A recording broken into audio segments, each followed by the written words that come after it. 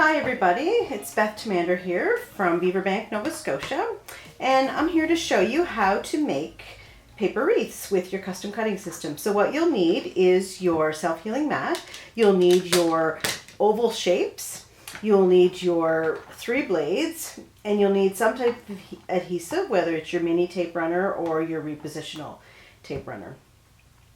So I'll get started. I've already cut some of them just to speed up this process. So what I used for this wreath was the second size down from the largest.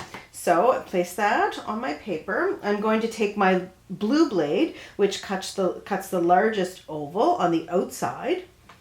So I'm putting that in the track, cutting around.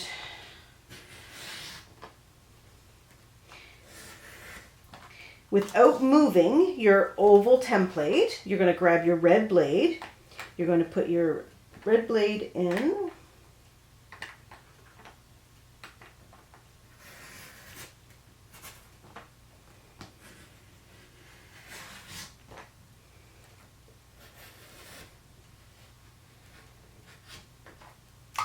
And then you will have a frame. You also have your mat you can use to mat photos on your page.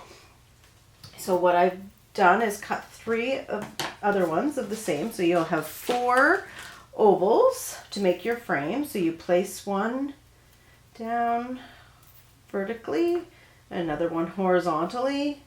Then you put one at a 45-degree angle, another one at a 45-degree angle, and what you're left with is a wreath. I'm just going to show you how you use that on a page. And wreaths don't just have to be for Christmas. So here's a page I've already completed on my daughter. So I'm going to frame her face with a wreath.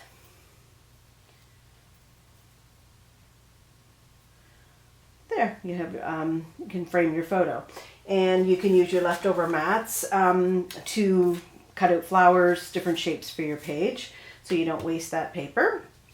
So that's one use for the wreaths. On this page, it is Christmas, but I didn't use it to frame my photo. I just used it as a decorative piece on my page. My photo was too large to fit inside. With this one, I used 4 different colors, and I also used the largest template to make this one. So you can do this with all the different sizes depending on what you want to use it for on your page. Now I'm just going to show you another idea. So with this one, I'm going to use my smallest oval to make my wreath. So you can see that fits inside there. So that's the one that I used. So we'll take this one, and I'm going to make 3 cuts on this one. So I'm going to start again with my blue, and you cut on the outside.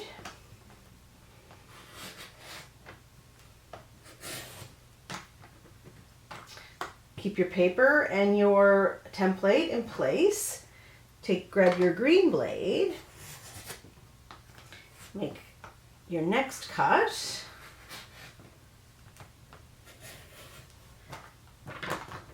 And then you grab your red blade to make the final cut.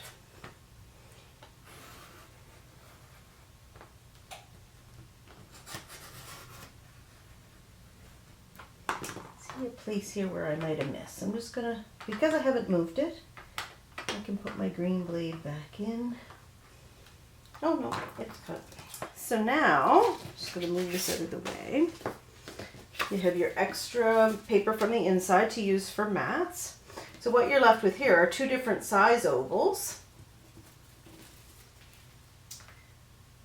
So I'm going to lay these out. And you can make your small wreath. Then this one can be even smaller. And these ones could be used to frame a photo. It just could be used to frame a title. It could be used to frame a journal box. Your choice on what you want to do with them. And just to show you another idea, I had one done here, and it is in the red and green, traditional for Christmas. So I've put one inside one another. You could use this for an opening page on an album, so it could be your title for your album page. You can put your year that your family was established in the middle. So lots of ideas. So hope you enjoyed that today, and happy scrapbooking.